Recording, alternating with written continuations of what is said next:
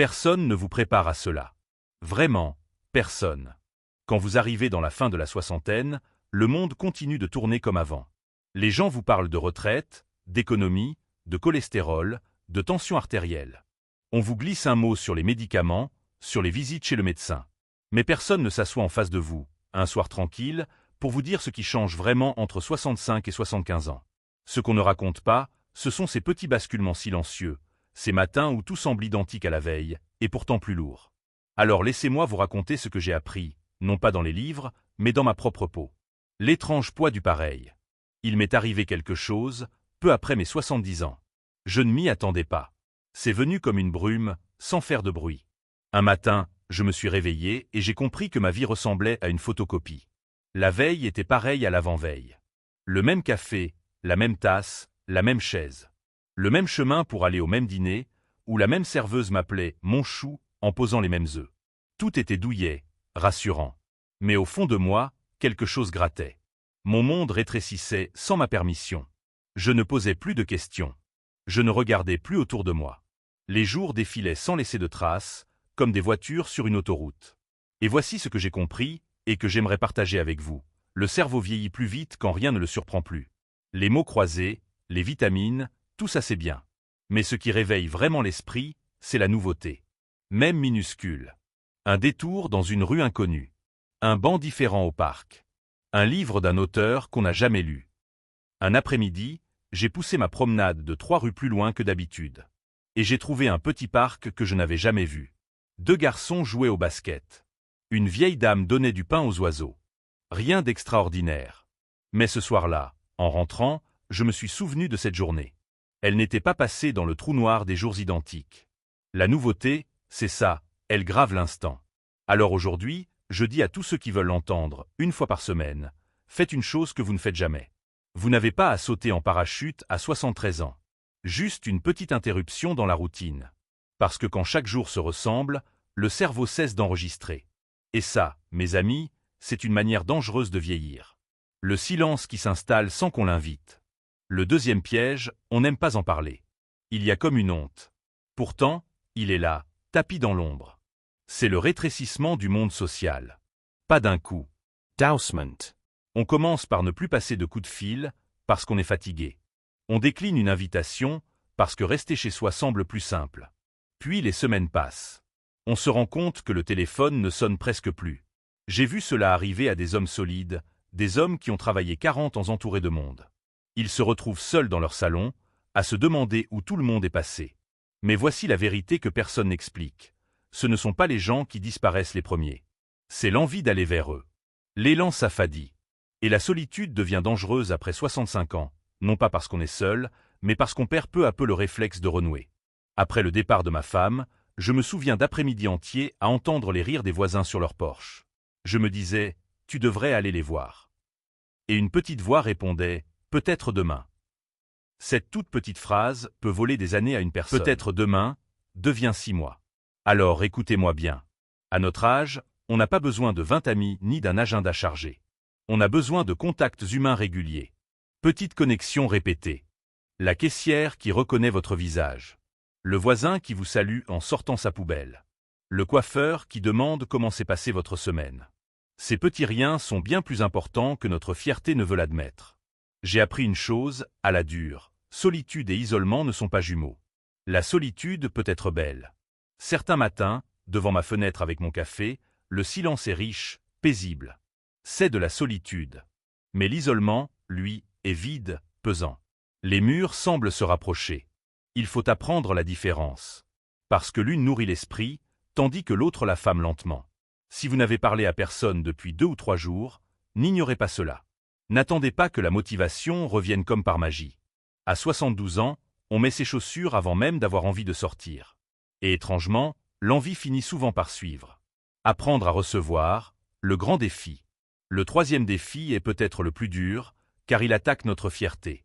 C'est apprendre à recevoir de l'aide. La plupart d'entre nous avons été élevés dans cette idée que la force, c'est de se débrouiller seul. On a élevé des enfants, payé des factures, gardé des parents malades, traversé des deuils dont personne ne sait rien. On est devenus des experts pour porter nos fardeaux en silence. Mais passé 70 ans, la vie pose une question douloureuse. Pouvez-vous laisser quelqu'un vous aider sans avoir honte? Un matin d'hiver, j'ai glissé dans ma cuisine. Je ne me suis rien cassé, heureusement. Mais je suis resté assis par terre plus longtemps que je ne voudrais l'admettre. Mon premier réflexe n'a pas été d'appeler quelqu'un. Il a été de cacher l'incident. N'est-ce pas étrange? Même seul sur un sol froid, on protège encore les autres de notre propre réalité. On ne veut pas être un fardeau. On ne veut pas inquiéter nos enfants. On ne veut pas que les voisins voient notre faiblesse. Mais mes amis, refuser l'aide ne préserve pas la dignité autant qu'on le croit. Parfois, cela ne fait que retarder un désastre. J'ai connu un homme, Walter. Électricien à la retraite, solide comme un roc. Il n'a laissé personne tondre sa pelouse, même quand son souffle est devenu mauvais. Refusait Lacan. Ne demandez jamais à sa fille de le conduire chez le médecin. Ça va, disait-il. Vous savez ce qui est arrivé? Une mauvaise chute. L'hôpital. La rééducation. En 6 mois, il a perdu presque toute son indépendance parce qu'il a attendu trop longtemps avant d'accepter une petite aide. Cela m'a profondément changé. Demander de l'aide tôt n'est pas une reddition. C'est une stratégie. Vieillir intelligemment, ce n'est pas prouver qu'on peut encore tout faire seul. C'est préserver son énergie pour ce qui compte vraiment. Et ceux qui vous aiment veulent souvent vous aider plus que vous ne leur permettez. En refusant tout, vous ne les protégez pas. Vous les empêchez simplement de vous aimer. Le corps qui hésite, puis recule.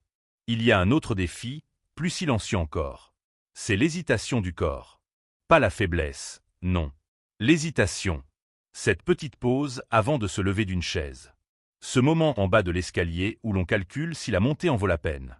Ce sac de course qu'on a porté sans y penser pendant 30 ans et qui semble étrangement plus lourd. Les jeunes croient que le vieillissement arrive comme un éclair. Mais la plupart du temps, il vient comme la brume. Lent, poli, presque discret. Un après-midi, dans mon garage, j'ai regardé une échelle que j'avais grimpée 1000 fois.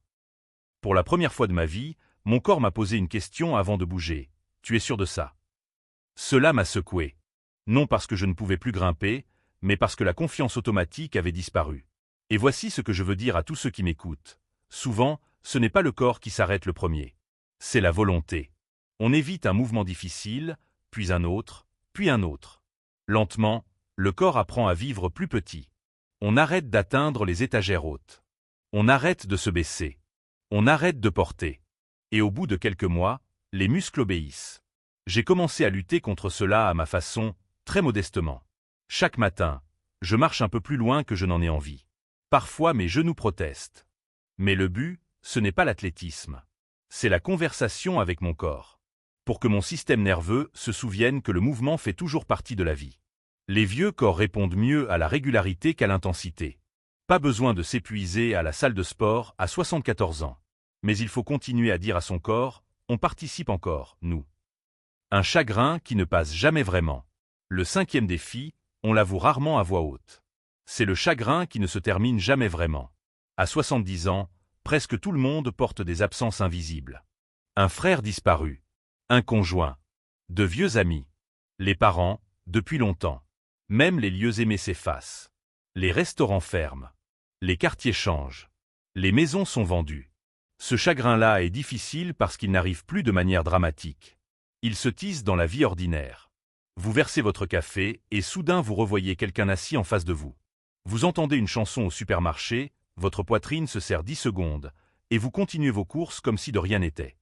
Les plus jeunes pensent que le chagrin est quelque chose qu'on finit. Les plus âgés savent mieux. Le chagrin change de forme. Il devient plus silencieux, mais il reste. Moi-même, je cherche encore mon téléphone pour appeler des gens disparus depuis des années. L'esprit se souvient de l'amour plus vite que la réalité. Ce qui m'a aidé, c'est d'arrêter de traiter le chagrin comme un ennemi. J'ai cessé de demander « Pourquoi je n'arrive pas à m'en remettre ?» J'ai commencé à me dire « Et si ce souvenir, c'était encore aimé ?» Cela a tout changé. Manquer à quelqu'un, c'est qu'il a compté. Ressentir de la tristesse, c'est que votre cœur est toujours vivant. Le danger arrive quand le chagrin se durcit en retrait. C'est là qu'on cesse de vivre avant que la vie ne soit vraiment finie. Alors, si vous avez perdu des êtres chers, et je sais que beaucoup ici les ont perdus, ne construisez pas un sanctuaire avec votre douleur pour y habiter pour toujours. Portez vos souvenirs avec tendresse. Dites leurs noms. Racontez leurs histoires. Mais continuez à vivre aussi. Continuez à rire. Les gens que nous avons aimés ne voudraient pas nous voir assis dans le noir, attendre de les rejoindre. Tant que nous sommes là, la vie nous demande encore quelque chose. La question qui reste, à quoi je sers? Et nous arrivons au 6e défi, peut-être le plus profond. C'est la question du sens. Après que les anciennes identités se sont effacées, celles de mère, de père, de patron, d'ouvrier, de celle qui résout les problèmes, un matin on se réveille avec une question effrayante, qui suis-je maintenant? Beaucoup de personnes âgées deviennent dépressives sans comprendre que c'est cette blessure-là, sous toutes les autres. Ce n'est pas juste vieillir. C'est la perte du rôle. J'y suis passé après ma retraite. Pendant 1 an, j'ai vécu comme en vacances. Mais les vacances finissent par devenir un vide si rien de plus profond ne les soutient. Je me souviens d'un après-midi dans mon salon, à penser « Aujourd'hui, personne n'a vraiment besoin de moi ».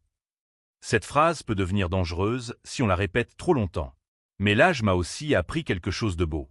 Peut-être que la dernière étape de la vie ne consiste pas à être nécessaire au monde chaque minute. Peut-être qu'elle consiste à faire enfin la rencontre de soi-même, en dessous de tous les rôles qu'on a joués pendant des décennies. Cela prend du temps et de l'honnêteté. Certains n'y parviennent jamais, car ils s'inventent des occupations jusqu'au bout. Mais si on s'assoit assez longtemps en silence, on finit par découvrir ce qui nous rend encore vivants. Non pas utiles. Vivants. Cela peut être le jardinage. Peindre des petits oiseaux que personne n'achètera. Lire des livres d'histoire. Aider un voisin seul à se sentir vu. Ou simplement apprendre à apprécier sa propre compagnie sans culpabilité. C'est une sagesse profonde. Le monde apprend aux jeunes à construire leur identité par l'accomplissement. La vieillesse enseigne tout autre chose. L'identité par la présence, par l'attention, par la gratitude pour ce qui reste, au lieu du deuil pour ce qui a disparu. Une dernière chose, avant de nous quitter. Si vous avez entre 65 et 75 ans, ou plus, je veux que vous vous souveniez de ceci.